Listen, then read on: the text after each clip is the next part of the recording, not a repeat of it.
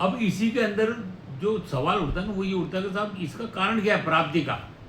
प्राप्ति कैसे हो जाती है, ये जो ज्ञान और वो मिल जाता है, वो कैसे मिल जाता है, जानने की शक्ति जो उपलब्धि हुई, तो उसका बताया है गुरुओं ने कि अज्ञान व अविवेक के नष्ट हो जाने से ज्ञान के ऊपर अज्ञान का पर्दा पड़ा हुआ है, जैसे आवरण चढ़ा हुआ है। ये सब जगह लिखा हुआ है, सब सर्वत्र है कि सब ज्ञान अज्ञान से ढका हुआ है। तो ज्ञान व अविवेक के नष्ट हो जाने से, अज्ञान व अविवेक के नष्ट हो जाने से साधक को अंतःकरण में ज्ञान व प्रेम तत्व का उदय होने लगता है। उसके अंतःकरण में ज्ञान व प्रेम तत्व का, परम तत्व परमात्मा, वो ज्ञान स्वरूप भी है, वो आनंद स्वरूप है, ज्ञान स्वरूप है, प्रेम स्वरूप है, परम प्रेम, अमन है, इश्क मस्ताना, उदय होने लगता है। और अहंकार का नाश होते ही ये उदय होंगे तो अहंकार खत्म होएगा। भाई वो नियम है कि 2 गुण दबेंगे तो 1 गुण ऊपर आएगा। तम और रजस गुण दबने से सत्व गुण ऊपर आने लगे। तो जब प्रेम और ये ज्ञान और प्रेम ऊपर आएगा तो अहंकार का नाश होते, साधक को दिव्यता का अनुभव होने लग जाता है। उसको पता लग जाता है कि ये माया के अलावा एक दिव्यता अलग है। भगवान श्री कहते कहते कि वो जो जन्म है ना मेरा, वो जन्म दिव्य है, उसको कोई नहीं जानता। वो जो दिव्यता है इस माया के अलावा उस प्रभु की, उसका थोड़ा थोड़ा अनुभव होने लगता है। क्योंकि कारण क्या, सत्वगुण में प्रेम प्रकट होता है। जब सत्वगुण बढ़ेगा ना तो प्रेम प्रकाशता में पहुंच जाता है। रजोगुण के काम यानी समस्त कामनाएं प्रकट होती हैं। रजोगुण में काम यानी समस्त कामनाएं प्रकट होती हैं। सत्वगुण में प्रेम प्रकट होता है और तमोगुण में प्रमाद और मोह प्रकट होता है। तो ये जो तीनों गुणों की बात बताइए जो हम बात कर रहे थे, उसमें प्रेम, सत्वगुण में तो प्रेम प्रकट होता है, रजोगुण में काम यानी कामनाएं, समस्त कामनाएं, रजोगुण होगा ना वो कामनाएं उससे पीछा नहीं छोड़ेगी। और तमोगुण में प्रमाद व मोह, प्रमाद मोह बहुत बड़ा फील्ड कवर करता है, वो उपज है। इसलिए सत्व गुण की प्रकाशता होने पर ही, यानी आप सत्व, ये दोनों गुणों को दबाते दबाते जो सत्व गुण की पराकाष्ठा, इसलिए सत्व गुण की पराकाष्ठा होने पर ही ज्ञान प्राप्त होता है। यानी वो जो देरी लगती है, 3 साल लगते हैं, 6 साल लगते हैं, 12 साल लगते हैं, वो उसका कारण क्या है कि वो सत्व गुण धीरे धीरे धीरे पकता है। हमारी श्रद्धा के ऊपर है, हमारी लगन के ऊपर है, हमारे अभ्यास के ऊपर है और वैराग्य के ऊपर है। हम कितना छोड़ रहे हैं और कितनी लगन से अभ्यास कर रहे हैं, इसके ऊपर निर्भर करता है। तो पराकाष्ठा होने पर ही ज्ञान प्राप्त होता है और ज्ञान प्राप्त होते ही समस्त अज्ञान का नाश हो जाता है। इसी को साक्षात्कार कहते हैं और वह धर्मात्मा कहलाता है। साक्षात्कार होता ही, साक्षात्कार तो साधक होगा, मगर वो जो साधक है ना उसको धर्मात्मा, ये धर्मात्मा पुरुष है, ये धर्मात्मा व्यक्ति है, ये धर्मात्मा आदमी है, उसका गुण है धर्मात्मा की परिभाषा, धर्मात्मा कहलाता है। अब धर्मात्मा बनने के लिए कौन कौन से नियमों का पालन करना चाहिए? कुछ ऐसे नियम है जो इस मार्ग में अवरोध पैदा, जितने भी अवरोध है ना उनको हटाते हैं। उन नियमों का अगर अपन पालन करेंगे ना तो जितने भी अवरोध है इस मार्ग में वो हटाते जाएंगे और अवरोध उठे और मंजिल मिली, रास्ता साफ हो जाता है। तो पहला है सत्य भाषण, जहां तक हो सके सत्य बोल। ये आप अगर हमारे जहन में है कि सत्य बोलना है तो सत्य बोलना है। दम, इंद्रियों को विषयों से रोकना, हमारी जो लोलुपता है ना उसको कंट्रोल करना, अपने आप में कंट्रोल करना है। और ये जितनी भी बातें हैं, एक सवाल उठता है साहब नहीं हुई तो उसका जवाब ये है कि अगर ध्यान में बैठने वाला साधक, इसीलिए वो योग, जो अष्टांग योग है ना वो इसीलिए कि ये जो लगता है साहब नहीं होगा वो उसमें हो जाता है, ये पक्का है। दम, इंद्रियों का विषय से रोकना। शम, चित्त में निरंतर शांति, हमको शांत रहना है, चित्त में शांति, चित्त को शांत रखना है। तब इष्ट के प्रति साधना में अपने आप को तपाना, इष्ट के प्रति जो हमारी भक्ति भावना है ना, इष्ट के प्रति तो है, उसकी जो मांग है, उसकी इष्ट की जो हमारे को साधना करनी है, उसके प्रति जितनी भी मांग है, जो उसकी, उसमें अपने आप को, शरीर को और अपने आप को तपाना। सोच, बाहर भीतर पवित्रता, जैसी बाहर दोगला नहीं, दोगला जो शब्द है ना, वो दोगला, करना क्या है, बोलता क्या है, करता क्या है, वो नहीं, बाहर भी वही, अंदर भी वही। जैसे प्रेमानंद जी एकदम साफ बोलते, उनके लाग लपेट नहीं। जो सिद्ध पुरुष है वो इसी लेवल के हुई है। संतोष, पूर्ण संतुष्ट रहना, जैसा प्रभु की इच्छा वैसा संतोष, एकदम संतुष्ट रहना, पूर्ण। लज्जा, क्षमा, लज्जा होनी चाहिए, फालतू की क्या, क्षमा, ऐसा नहीं साहब बदला लेना मेरे को, तो क्या है, वो हमेशा ही बदला सवार रहता है कहीं के, थोड़ी सी बात हुई तो नहीं, अब तो अरे हटा, कोई बात नहीं होगी। आर्जव, सरल भाव से वर्ताव करना, हर एक से सरल भाव से। कई के होता है, कई के गुण होता है, अफसरों में होता है, कई व्यापारियों में होता है, वर्करों में भी होता है। कई बार ये मजदूर रहते हैं ना, उनका व्यवहार ऐसा होता है कि जो कराने वाला होता है वो सोचता है क्या व्यवहार इसका यार, इतना गजब, क्या मीठा बोलता है, क्या प्रेम से काम करता है। तो ये गुण है, सरल भाव में वर्ताव करना। ज्ञान, प्रत्येक कार्य को विचार पूर्वक, यानी ज्ञान आप में प्रवेश कर जाएगा, मगर बढ़ेगा कब, हर चीज़ की पराकाष्ठा है। यानी पराकाष्ठा शब्द से इस बात से श्रोता समझ सकता है कि साहब भगवान से मिलने वाला मार्ग में हम जा रहे हैं, तो कहीं से शुरुआत होगी, अब वो मार्ग थोड़ा लंबा है, तो पराकाष्ठा धीरे धीरे धीरे धीरे यात्रा पूरी होगी। प्रत्येक कार्य को विचार पूर्वक करना। दया, दया ऐसी चीज है, इसके लिए कहा है कि दया बिनु संत कसाई। अगर संत में दया नहीं है तो कसाई के समान। मगर उसके साथ ये जोड़ा है कि दया करी तो आफत आई। दया करने की चीज नहीं, दया धारण करने की चीज। मन में दया होनी चाहिए। ये नहीं साहब आप दया को बांटते रहो, हमारे पास एक टोकरा है और दया सुबह शाम तक हम बांट रहे हैं। सीता माँ ने दया की, उस दया का ही नाजायज फायदा रावण ने उठाया, साधु वेश में आया, भिक्षा दे दी, दया करी तो आफत आई। तो कहावत जो है इतनी गहरी है कि दया बिनु संत कसाई, मगर दया करी तो आफत आई। तो दया करने की चीज नहीं है, दया धारण करने की चीज। मन में होना चाहिए, अंतःकरण में दया होनी चाहिए। वो अपना भगवान कराएगा कि आपको कहाँ दया करनी है, कहाँ कितनी दया करनी है, दया पात्र है कि नहीं है, देश काल समय के हिसाब से दया करनी है, वो वाली बात है। ध्यान, ध्यान के बिना कुछ भी नहीं होगा। ध्यान जब तक हमारे इष्ट के प्रति ध्यान नहीं होगा तो ध्यान का मतलब ही क्या है। तो वो जो ध्यान के हम कह रहे हैं ना, तब 15 मिनट से शुरू करना है, वो हम वहाँ ले जाएंगे।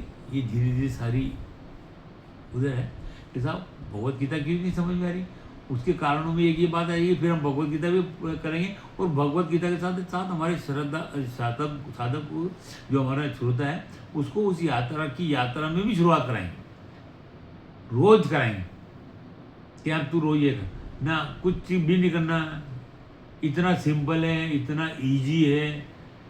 भगवान श्री कृष्ण कहते हैं, अर्जुन कहता है कि बहुत मुश्किल है। उन्होंने कहा तू मान रहा मुश्किल है, वो मुश्किल क्यों है, क्यों हम उधर मुड़े नहीं है, हमको पता ही नहीं, हमको किसी ने बताया नहीं।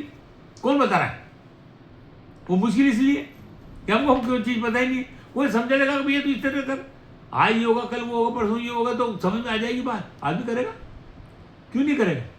तो भगवान श्री कृष्ण कहते हैं मुश्किल तो लग रहा है तेरे को, क्योंकि तेने अभी तक करनी नहीं, मगर ये हो जाता है, ये पॉसिबल है, ये हो जाता है। ऐसा दुश्वर नहीं है, ऐसा होएगा ही नहीं। तो त्यागने योग्य क्या क्या बातें, वो जो प्रश्न था साहब क्या क्या साधक को त्याग देना चाहिए, वो मोटी मोटी बातें बहुत सही हैं, जो हमारे अध्यात्म के क्षेत्र में जाने में रोड़ा अटकाती है। व्यर्थ चिंतन, हम फालतू की चिंतन करते रहते हैं। तो पिछले आए थे ना, क्या क्या छोड़ देना चाहिए, व्यर्थ चिंतन छोड़ देना चाहिए। दुनिया भर की बातें सोचते रहते ना, क्या जरूरत है। और सोचता आदमी मजबूर है, वो मजबूरी हटाता है वो ज्ञान। ये सारी क्रियाएं उसके अंदर चालू हो जाती है। ये बताने का मतलब है कि हमारे श्रोताओं को पता लगेगा भाई क्या क्या होता है, क्या नहीं है, इसकी गहराई क्या है। व्यर्थ भाषण, फालतू भाषण नहीं करना चाहिए। व्यर्थ दर्शन, फालतू की चीज़ें देख रहे हैं दिन भर की, वहाँ चल चलो वो देख लेंगे, वो देख लेंगे, कुछ तो होता नहीं। घर के बाहर बाजे बजने लग गए, शोर होने लग गया, लड़ाई झगड़ा हो रहा है, दो कुत्ते आपस में लड़ रहे हैं, तो हम भग के जाके देखने लग गए। यानी जो चित्त है ना वो इतना भटका हुआ है, इतनी कि हमको ये पता नहीं, चित्त को पता नहीं कि भाई क्या करना क्या नहीं करना, क्या देखना क्या नहीं देखना। व्यर्थ दर्शन, व्यर्थ श्रवण, फालतू की बात नहीं सुनना चाहिए। व्यर्थ भ्रमण, फालतू घूमने भी नहीं, लो चल चले यार, लो यार फालतू बैठे यार, वो सब बेकार है। इन पांचों को त्याग देना चाहिए, धीरे धीरे त्यागने में आता। मगर ये गांठ अगर मान लें तो सब आदमी हो जाता है कि सब नहीं लगा। अब एक सवाल उठता है, सवाल हमने बनाया, देवी संपदा क्या है, इसकी बहुत चर्चा होती है। देवी संपदा, आसुरी संपदा, दो ही संपदा है। चित्त की दो वृत्तियां हैं, एक असुरों की जैसी, एक देवों की जैसी। जब असुरी संपदा काम करती है तो वो दुख का कारण बनती है। जब देवी संपदा काम करती है तो उसको वो उत्तरोत्तर भगवान की तरफ ले जाती है, ईश्वर की तरफ ले जाती है, इष्ट की तरफ ले जाती है, वो प्रेम को बढ़ाती है। देवी संपदा का काम ये है। वो जो देवी संपदा है वो एक क्लेश दिलाती है, उसको क्लिष्ट कहा जाता है। जो क्लेशों से निवृत्ति दिलाती है, जो क्लेशों को शांत कर देती है, उसको अक्लिष्ट कहते हैं। जो देवी संपदा के ऊपर ले जाती है, अक्लिष्ट संपदा जो व्रति है वो देवी संपदा की तरफ ले जाती है। तो देवी संपदा क्या है ये बता रहे हैं। जो विद्वान साधक वाणी, मन, क्रोध, हिंसा, उदर व उपस्थ के वेग को सहन कर लेता है। वाणी, जो साधक वाणी, मन, क्रोध, हिंसा, उदर और उपस्थ के वेग को सहन कर लेता है और जिस पर निंदा प्रशंसा का कोई प्रभाव नहीं पड़ता, वो देवी संपदा वाहन कहलाता है। अगर ये गुण उसमें आ गए हैं या वो लेने में प्रयास रहता है कि साहब ये गुण मेरे में आ जाएंगे धीरे धीरे, तो वो देवी संपदा का अधिकारी बनता जाता है। इसलिए इसके लिए प्रयास करना चाहिए। जिसमें देवी संपदा है वही भगवान का भजन कर सकता है। भगवान का भजन आसुरी संपदा वाला क्यों करेगा साहब? तमस वाला क्या करेगा? दिखावा करेगा, ढोंग करेगा, आडंबर करेगा। बिना देवी संपदा धारण किए, धारणा, ध्यान, समाधि, देवी संपदा को धारण करना, बिना देवी संपदा धारण किए हुए भगवान का यथार्थ भजन, जो वाकई जिसको भजन कहा है, अंतःकरण में जो भजन होता है वो, उसको यथार्थ भजन कहा। यथार्थ भजन होना बहुत कठिन है, प्रारंभ ही नहीं होता। ये जो कितने काम भजन करते हैं सब तामसिक भजन है, सात्विक भजन नहीं है, देवी संपदा वाला भजन नहीं हो, कठिन। इसलिए देवी संपदा को धारण करना अत्यंत आवश्यक है। इसलिए देवी संपदा को धारण करना। चित्त में जब सत्व गुण का प्रभाव होता है, सत्व गुण का, जब चित्त सत्व गुण से आवृत होता है या उसका सत्व गुण चित्त को कवर कर लेता है, तो देवी संपदा ऊपर आती है। वही बात कि दो गुणों को दबाने से सत्व गुण ऊपर आता है, और सत्व गुण जैसे जैसे ऊपर आएगा देवी संपदा भी ऊपर आएगी। साथ है देवी संपदा और सत्व गुण एकदम एक ही है, और उस पर भक्ति का रंग चढ़ता जाता है। वो भक्ति जो भाव है ना, भक्ति का भाव वो गहरा होता जाता है। जब भक्ति परिपक्व तड़प इतनी हो जाती है ना, तो भगवान खुद मजबूर हो जाते, वो हर तरह से उसका मार्गदर्शन करने लग जाते। चित्त नाम जप, सेवा व ध्यान से पिघलता है। ये जो चित्त है ना, देवी संपदा का बताने का कारण कि साहब ये देवी संपदा कैसे आएगी? तो जो चित्त है उसमें देवी संपदा, नाम जप, आप कंटिन्यू नाम जप करोगे ना, तो वो जो मेल है छड़ता जाता है। सेवा, भगवान के आदेश की पालन, यही सेवा है। भगवान को आपकी मजदूरी थोड़ी कराना चाहते हैं आपसे के साथ। भगवान के जो आदेश है ना, भगवान ने कहा कि मेरे मत के अनुसार जो चलेगा, भगवान श्रीमद भगवद गीता में कहा है क्या है, उन्होंने एक मत का मेरा मानना इसमें है, ये कर। तो सब धर्मों को छोड़, जो मान्यता है तेरी, उस धर्म वो है, ये धर्म को जाने का कहाँ लेके, तो सब धर्मों को छोड़ दे और मेरे मान्यता के अनुसार चल, तू मुझको प्राप्त करेगा। जब सेवा वो ध्यान से पिघलता है, वो पिघलता जाएगा, प्राप्त कर लेगा। अब यहाँ एक बात आती है साहब, सनातन धर्म क्या है, ये भी एक प्रश्न है। आज हम सनातन धर्म की व्याख्या करते हैं, ये बहुत नाम लेते हैं, टीवी चैनलों पे बैठ के बहुत बात आती है साहब, सनातन सनातन। संपूर्ण संसार में आत्मा ही सनातन है। अगर इस पृथ्वी पे, इस संसार में, इस माया में, इस जगत में, या जो कुछ भी दिखता है इस ब्रह्मांड में, अगर ब्रह्मांड में, पूरे कायनात में अगर कुछ भी संपूर्ण सनातन है, सनातन क्या है, तो वो करते हैं सनातन है तो वो केवल आत्मा है, और जो आत्मा का धर्म है वही सनातन धर्म है। आत्मा के धर्म को जानने वाला सनातन धर्मी कहलाता है। क्यों? कि आत्मा शुरू से है, उसका प्रारंभ नहीं है, वो वर्तमान में भी है और उसका अंतिम नहीं है, वो हमेशा से रहेगी। आत्मा परमात्मा, परम तत्व परमात्मा, आत्मा परमात्मा, परम तत्व परमात्मा, ब्रह्म, संपूर्ण फैलाव। ब्रह्म का मतलब है संपूर्ण फैलाव, जिसको न कोई प्रारंभ है न अंत है, उसको ब्रह्म कहा है। जिसका अंत नहीं है, विज्ञानियों को मान लिया कि साहब ये जो आकाश गंगा है ये इतनी है कि इसकी गिनती नहीं है, एक आकाश गंगा के पार नहीं पा रहे, तो कितनी है इसका पार उन्होंने खुद नहीं कहता नहीं है, तो फिर ये जो कुछ भी है वो ब्रह्म है, उसको ब्रह्म कहा है। तो फैला ब्रह्म है, ये पूरी कायनात उस परम तत्व में समाहित है। ये जो कह रहे हैं ना सब सनातन, उसकी व्याख्या कर रहे हैं हम कि सनातन क्या है, ये आत्मा ही सनातन है। वो क्यों है कि ये पूरी कायनात, ये जो आकाश गंगा को फैलाव जितना भी है, जहाँ तक बुद्धि सोच सकती है, चित्त सोच सकता है, समझ सकता है, उस परम तत्व में समाहित है। सब कुछ वही है, उसके अलावा कुछ भी नहीं है। ये माया भी वही है, माया उसका रूप है। वो बड़े बड़े सिद्ध पुरुषों ने कहा कि साहब उसने सोचा कि मैं हो जाऊं, उससे भी कम है वो, उसने इतना भी नहीं सोचा, वो खाली हूँ और है के बीच में, वो हूँ मैं और ये है। जो माया दिखती है ना वो है, माया है और वो हूँ है, तो सब कुछ वही है। इसीलिए उसे थी है और सदैव रहेगी की स्थिति होने के कारण उसे थी, ब्रह्म थी, ब्रह्म था, हमेशा से था, और सदैव रहेगी की स्थिति होने के कारण उसे सनातन नाम से नवाजा गया, और वह है आत्मा। यानी वो जो आत्मा सदैव थी, ब्रह्म सदैव है, ब्रह्म और आत्मा में कोई फर्क नहीं। ब्रह्म सदैव है, आत्मा सदैव था, वो ब्रह्म आत्मा सदैव थी, सदैव है वर्तमान में भी, और हमेशा रहेगी। उसके लिए कोई कह नहीं सकता कि साहब आत्मा की वर्णन श्रीमद् भगवद गीता में श्री कृष्ण कहते हैं ये है इसके गुण आत्मा के, दूसरे अध्याय में। मगर तेरे को ये समझ में आएगा नहीं।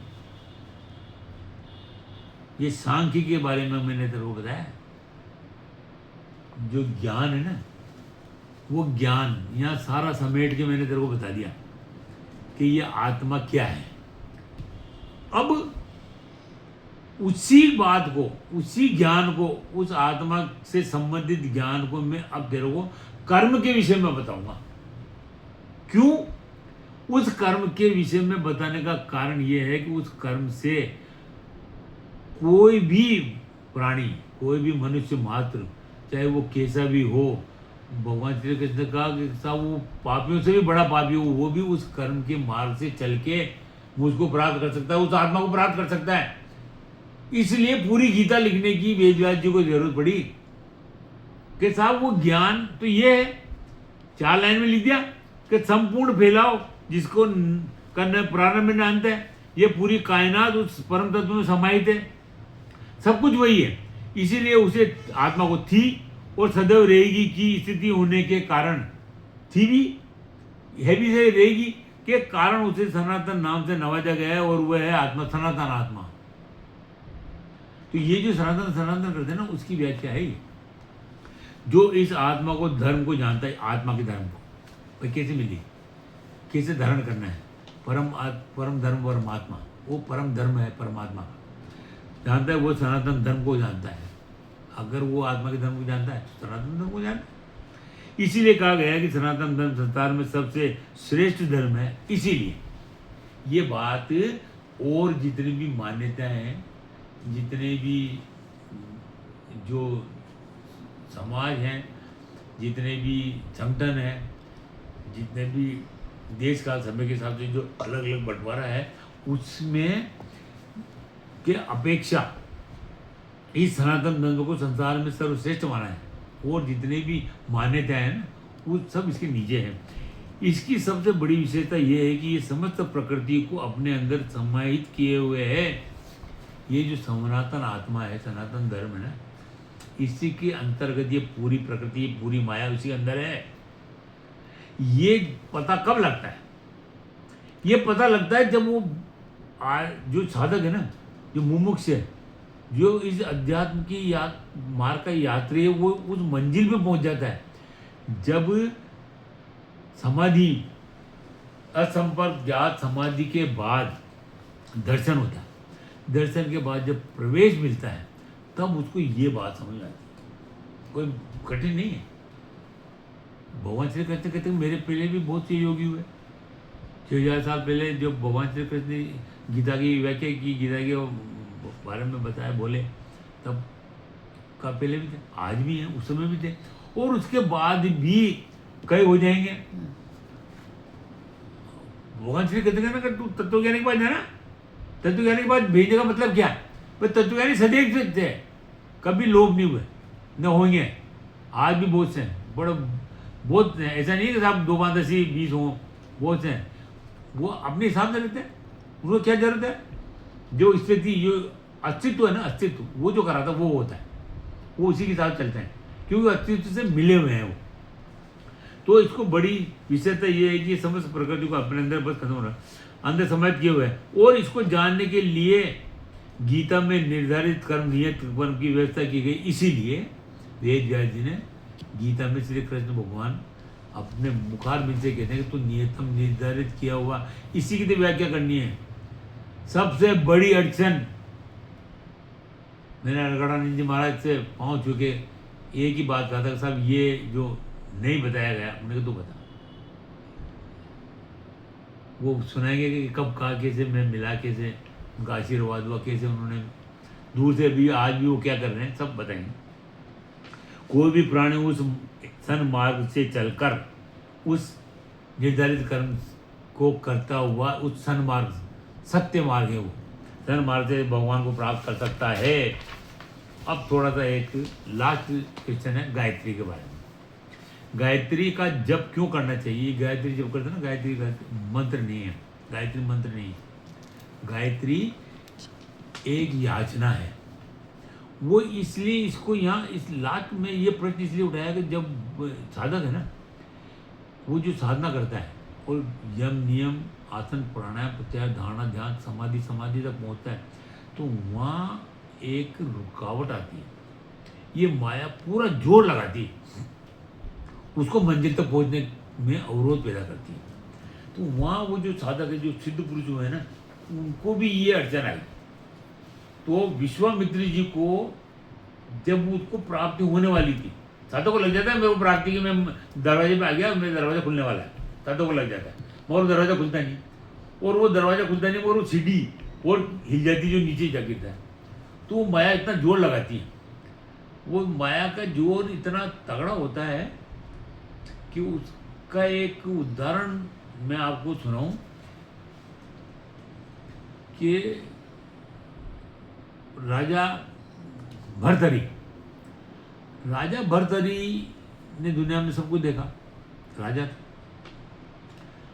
उसकी पत्नी में बहुत प्रेम था।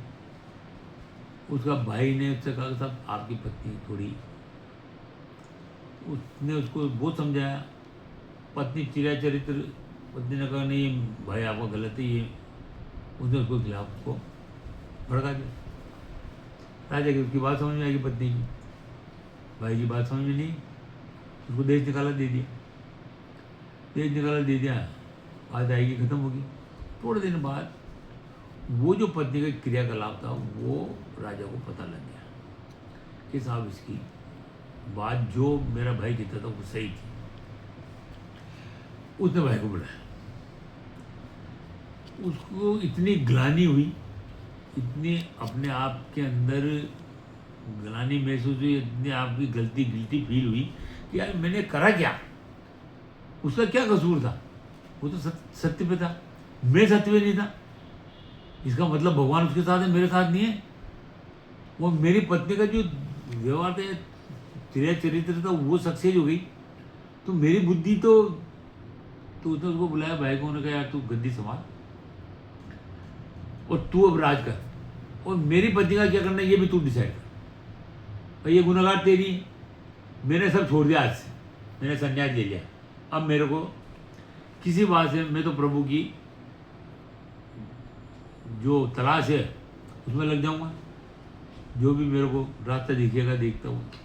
निकल गया साहब, वो तपस्या करने लगे। ये जो हम तपस्या की बात कर रहे हैं ना, ध्यान योग की, ध्यान करने लगे। इस स्थिति में आके गायत्री जो बात है ना कि साहब, वो एक स्थिति समाधि के बाद एक स्थिति ऐसी आती है, वो जब उस स्थिति में आया राजा भरतरी, वहाँ बार बार जो माया दबाव डालती है ना, वो अलग अलग डालती है, किसी का किस में डालती, किसी का किधर डालती, तो उसको बार बार ख्याल है कड़ी का, जो खाने की कड़ी होती है ना उसका। वो जैसे ध्यान में डूबे, गहराई में जाए, वो कड़ी वापस आ जाए। बहुत परेशान हो गए साहब, बहुत टाइम हो गया। उन्हें कि प्रभु भगवान से भी कर लिया उसने कि साहब, अब वो माया भी भगवान है, माया और प्रभु एक ही है, उसका रूप है, उसकी लीला ही। तो उसके खेल नहीं सहन हुआ साहब, इधर उसको सहन नहीं हुआ और इधर वो निकले नहीं कड़ी।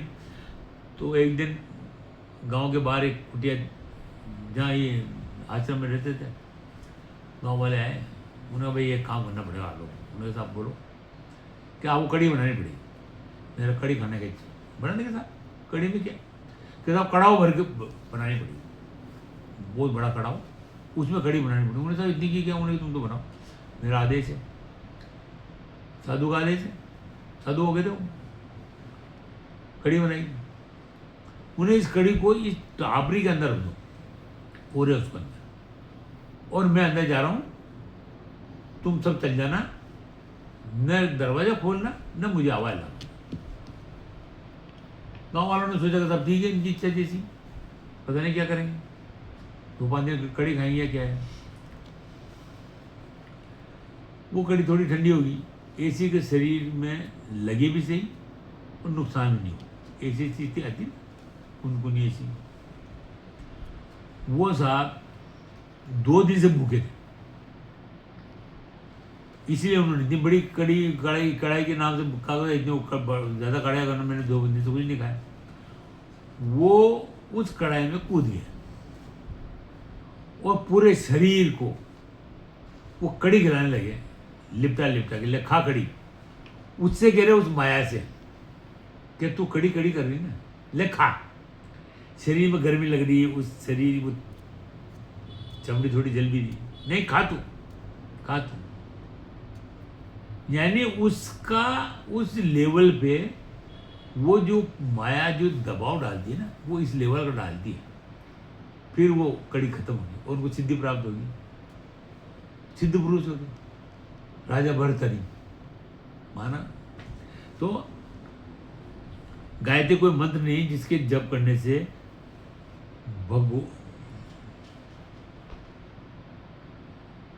मन वांछित फल प्राप्त हो जाता हो। ये कहते हैं साहब, मंत्र है, गायत्री मंत्र को जपने से मन वांछित वो नहीं होगा, होता नहीं है।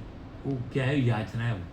वो याचना क्या है, कई जगह भगवान हमारे अड़गाना जी प्रभु के जो गुरु महाराज थे, उन्होंने इसकी व्याख्या की, उनकी एक किताब है, उसमें बहुत सटीक व्याख्या है, यही जो मैं बोल रहा हूँ, खाली वो बता रहा, बहुत बड़े है कि ऋषि विश्वामित्र के 3 समाधि की उच्च अवस्था में प्राप्ति से वंचित रहने पर 3 बार, ऋषि विश्वामित्र के 3 बार समाधि की उच्च अवस्था में प्राप्ति से वंचित रहने पर वह बार बार प्रयत्न करने पर भी स्थिति में स्थिरता वो स्थिति में स्थिरता यानी वो स्थित हो जाता है, उसी को स्थिरता कहते हैं। वो साधक उस स्थिति में, भगवान की स्थिति में तो मुझे प्राप्त करेगा, स्थित हो जाता है। स्थिरता प्राप्त न कर पाने के पश्चात यह गायत्री मंत्र रूप आराधना की कि प्रभु आप तीनों लोक के स्वामी हैं, आप ही मेरी बुद्धि को वर्ण कर सकते हैं और इसको सन्मार्ग पे चला सकते हैं। 3 बार गिरने में, 3 बार का मतलब है कि एक बार गिरे तो बहुत टाइम लग गया, फिर दूसरी बार गिरे फिर बहुत टाइम लग गया, फिर तीसरी बार। तो उन्होंने कहा जिसमें महर्षि विश्वामित्र अपने इष्ट से विनती करते हैं कि मेरी बुद्धि को स्थिर करने में केवल आप ही तीनों लोगों के में सक्षम है, मुझ पर कृपा करें। ये याचना है, ये बुद्धि को व्यवस्थित उस मार्ग में व्यवस्थित करने में आप मेरी मदद करें। ये जो मुझे इस मार्ग में जा रहा हूँ ना, मैं आपकी प्राप्ति के लिए मैं यहाँ अटक गया हूँ, आप ही कर सकते हो, कोई नहीं कर सकता, वहाँ कोई कर ही नहीं सकता। ध्यान में बैठा है, समाधि में बैठा, समाधि होगी, असंपर्क जाओ समाधि लग गई, वहाँ भी माया चल रही है, चित्त उसमें लिखा है अपने जो योग गुरु हैं पतंजलि जी ने कि छिद्रे जो चित्त में छिद्र रह जाते हैं, सारी वृत्तियां खत्म होने के बाद भी छिद्र रह जाते हैं, उनसे वो माया प्रहार करती है। तच्छिद्रे वो एक सूत्र है, वो पढ़ के सुनाएंगे। इस जाप का परिणाम यह है कि अब वो जाप का परिणाम बता रहे, ये जाप का परिणाम यह है कि इसका अर्थ जान लेने के बाद, इस जाप का परिणाम ये है कि इसका अर्थ जान लेने के बाद भी इसका अर्थ ये है कि साहब ये याचना है और भगवान के प्रति है और वही सर्वा है, वही कर सकता है। वहाँ जहाँ ये याचना हो रही है वहाँ कोई कर ही नहीं सकता। माया में तो 10 आपके साथी मिल जाएंगे, 10 करने वाले खड़े हो जाएंगे, सब मैं कर सकता हूँ, मैं कर सकता हूँ, वो कर सकता है, वो कर सकता है, कोई नहीं तो बड़े से बड़ा आदमी कर सकता है, वहाँ कोई नहीं कर सकता। अर्थ जानने के पश्चात जाप करने से बुद्धि पवित्र हो जाती है। वो जो अटकन है ना बुद्धि के में, वहाँ माया की बुद्धि में अटकाती है, वो पवित्र हो जाती है, ठहराव हो जाता है, बुद्धि का ठहराव हो जाता है, फिर हलचल बंद हो जाती है। जो साधना में अति आवश्यक है वो अति आवश्यक है, उसका खत्म होना, उस भटकन का, वो तभी शास्त्रों का रहस्य समझ में आ जाता है। ये जो शास्त्रों का रहस्य समझ में नहीं आता ना, उसका कारण क्या है कि ये शास्त्र का जो मर्म है ना, रहस्य, वो साधक को, किस साधक को, जो अष्टांग योग कर रहा है, जो 15 मिनट ध्यान लगाने में बैठ रहा है, जो ध्यान लगाने में बैठेगा तो धीरे धीरे एक स्थिति आएगी, धीरे धीरे सब क्लियर होते जाएगा, पूरा जात क्लियर होते जाएगा, उसके पहले नहीं होगा। जो हमारा श्रोता है, जो हमारा साधक है, उसको जरूर समझ में आ जाएगी ये हमारी विश्वास है या हमारी उससे वचन है। अब जो हम कह रहे हैं वो ये है कि साहब ये जो कर रहे हैं ना, वो जिस हिसाब से हम बताए ना उस लेवल के नहीं है। अब ये हमने आज 4, 5, 6, 10 क्वेश्चन किए, इसी लगातार क्रम में 2-3 एपिसोड और करेंगे और गहराई के प्रश्न लाएंगे और जो तत्व है, परम तत्व परमात्मा, उसकी भी व्याख्या करेंगे डिटेल से। तो इसको आज हम यही करते हैं। जय श्री कृष्णा। आगे जय श्री कृष्ण।